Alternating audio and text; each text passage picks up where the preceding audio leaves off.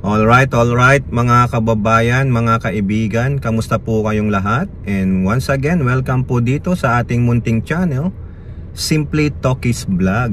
Tayo po ay magbibigay ng maiksing komento, opinion at reaksyon sa mga mainit na usaping pang-politika sa ating bansa.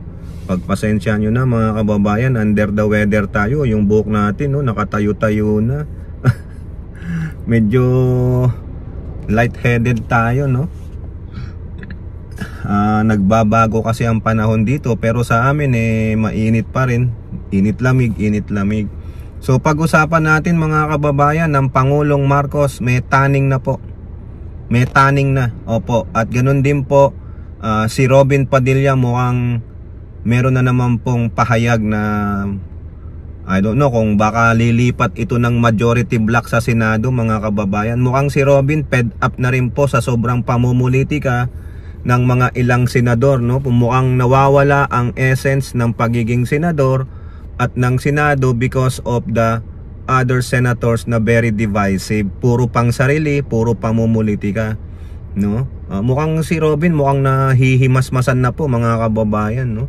So shout out po lahat sa inyo and may God bless us all. So unahin natin mga kababayan, itong Pangulong Marcos Jr. natin meron pong tanning. Hindi po taning sa kanyang buhay na mamamatay na siya, may sakit siya.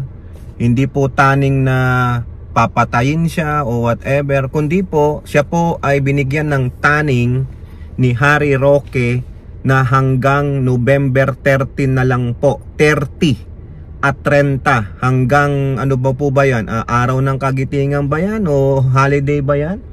Kasi po eto na naman sila, ang grupo ng mga pasaway ng mga kampo ng DD shit, no? Nagsisimula na naman sila. So sabi nila, no, ayon po sa mainit na mga ugong-ugong, magsisimula daw magsagawa ng protesta ang mga grupo, religious group, no, ng A5, November 5, no? Diyan po magsisimula yan, tuloy-tuloy na po yan dahil daw po sa corruption. At gusto nilang bumaba na ang Pangulong Marcos. At iyo po sino? Sino po ang gusto nilang iyo po? Ang walang iba kundi si confidential queen with 7 stupid dwarfs. Si Sara Tokmol Pusit Duterte mga kababayan. Ayon po kay Roque, sinasabi niya na kumpirmado daw po ayon sa kanyang source na tuloy daw po ang rally ng mga religious group tulad ng Iglesia ni Cristo sa November 16 to 17, no? 2 araw lang. Pero sa iba po, sinasabi nila mag-start daw yan ng November 15, yung mga kasapi ng Iglesia ni Cristo. At malamang pa mga kababayan, sasanib dyan ang JIL at ang Kojik ni Kiboloy, no? Sila po ang may mga ambisyon na gustong patalsikin, pababain ng Pangulong Marcos at gagamitin nila yung flood control scam na dawit daw po ang Pangulo na dapat wala na siyang kakayahan maging presidente, mamuno ng bansa dahil sila po ay corrupt, siya po ay bangag. Oo, yan po ang sinasabi ni Harry Roque, matagal niya pong pinapanawagan na yan. Na bangag ang Pangulo,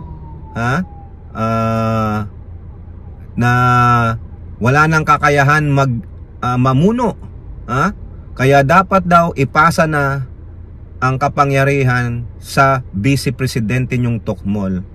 Ikaw Harry Roque at sa mga kapwa ninyo, paulit-ulit na lang kayo Sabi nyo noong September 21 hanggang 21 na lang ang Pangulong Marcos. So ano nangyari? Kada buwan meron kayong naratiba. Paulit-ulit naman kayo. Paulit-ulit naman kayo. Nasabi mo sigurado ka dyan hanggang 30 na lang. Paano pag hindi nangyari yung sinasabi mo? Ano na ang gagawin namin sa'yo?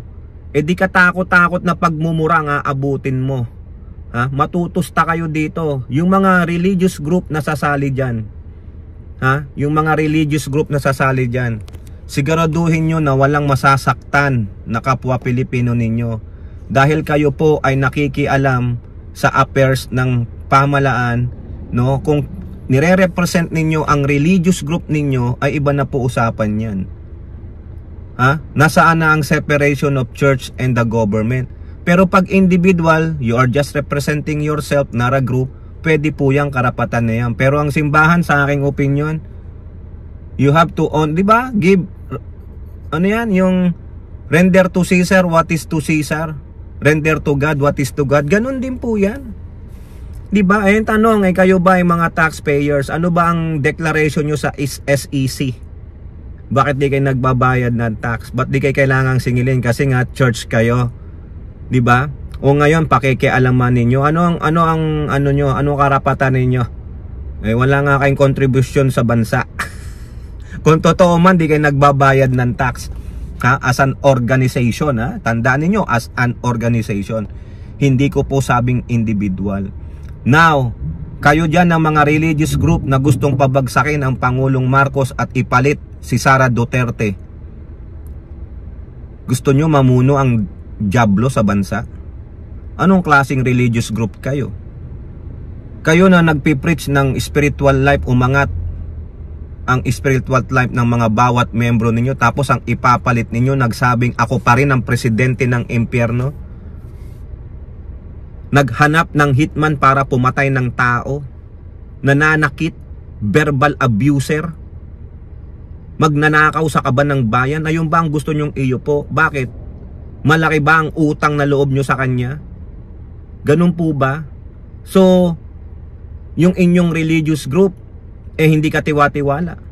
Hindi dapat kayo paniwalaan. Bakit? Kasi mas gusto nyo pang iluklok yung nagsabing siya ang presidente ng impyerno.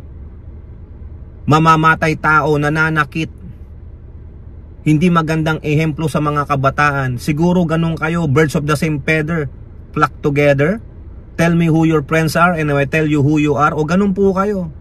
Mahuhusgahan kayo ng taong bayan kung sakaling gawin nyo yan at isigaw ninyo, Marcos resign, ipalit si Sara Duterte, therefore you are a canoodler of the devil? Tatanong lang. Masaktan kayo pero pasensya po, real talk lang tayo dito. Gusto nyong pabagsakin ng Pangulong Marcos na siya nagsiwalat ng korupsyon. Oo, may korupsyon sa gobyerno niya, totoo po yun. Bakit? Ang numero unang korap ay si Sara Duterte. Nasa gobyerno siya ng administrasyong Marcos. Kabilang siya. Bakit? Vice Presidente siya. So tapos iloloklok nyo siya? Ni hindi niya mapaliwanag saan napunta ang confidential funds niya? At ano pa ang gusto nyong itago na hindi maisiwalat dyan sa ICI o ng Ombudsman? Bakit? Baka pati kayo damay sa kalokohan itong mga Duterte na to at mga minions nila, ganun ba? Dahil nakinabang kayo, ngayon may utang na loob na kayo? O nakakahiya po. Kaya ikaw, Harry Roque, tanda mo, pag hindi naganap sa November 30 na umalis ang Pangulo, nag-resign at naging presidente si Tokmol, katakot-takot na mura nga abutin mo sa amin. Ha?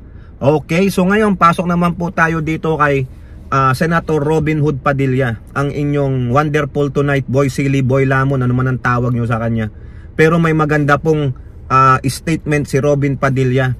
Tungkol po ito sa chairmanship ng Blue Ribbon Committee. For the meantime, si Senator Erwin Tulfo po ang acting chairman ng powerful committee na yan sa Senado.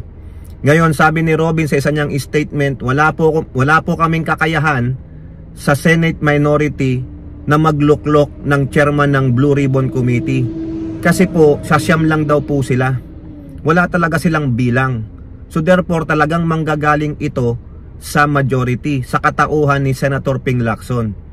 Ngayon, sa kasunod na statement na yan, sabi ni Senator Robin Padilla na nararapat lamang na pamunuan ni Ping Lacson ang Blue Ribbon Committee. So naniniwala po siya sa kakayahan ni Senator Ping Lacson bilang chairman, maging chairman ulit ng Blue Ribbon Committee. Kasi naniniwala po siya sa galing nito sa pag-iimbestiga, sa galing nito sa daloy ng pagkandak ng hearing. Nakita niya yung professionalism eh. Siguro akala natin ganyan-ganyan lang si Robin, pero nagmamatsyag, nagmamasid din yan. No, siguro maski na napunta siya sa minority, amoy Duterte pa rin siya maski nasunugin ninyo, pero mukhang tama po to sinasabi niya. At higit sa lahat, ito sinabi niya, mga kababayan, ha? Mas mainam daw na si Senator Pin Lacson na lang ang maging chairman ng Blue Ribbon Committee kaysa sa naman sa ibang senador dyan, na ang wala nang ginawa kundi ang pamumulitika. Ha? Kaysa naman sa ibang senador dyan na ang ginawa ay pang sariling interes. Pamumulitika, kaya nasisira ang imahe, nasisira ang kredibilidad ng Senado. O ngayon mga kababayan, hindi niya po pinangalanan kung sino yung senador na yan na walang ginawa, pinapakita lang ang kulay ng politika niya, hindi niya sinasang-alang yung kredibilidad ng Senado at ilang mga senador. Yung bang kala mo siya na ang pinakamatalino, siya na ang hari, siya ang pinakamagaling. Ayaw niyang patungkulan, no? Ayaw niyang pangalanan kasi malamang kasamahan niya yun. Yan ang obserbasyon ni Robin Padilla, which is nice, which is good. Dito pwede kong i-commend si Robin Padilla. At least nakita niya na mas maganda na si Ping Lacson, maibabalik ang tiwala, ang kredibilidad sa Senado kaysa naman sa iba dyan, di ba? Sa ibang politiko dyan, sa ibang senador dyan na ang tanging ginawa ay pamumulitika. Which is tama-tama si Robin. May sense yung sinabi niya, no? At sinabi niya, inamin niya tahasan, wala kaming kakayahan para magluklok ng isang chairman ng Blue Ribbon Committee na galing sa aming hanay na minority doc. At tama na sa mga senador, na namumulitika lang. Tama na sa mga senador na puro pang interest lang ang ina-advance. Nawawala ang inyong tunay na trabaho. O di ba? Tama naman si Robin. This time may kampihan natin ng konti, no? Alright, kayo po, ano pang inyong masasabi? Comment down below and don't forget to like and share. Hope to see you in the next videos. Bye bye, God bless.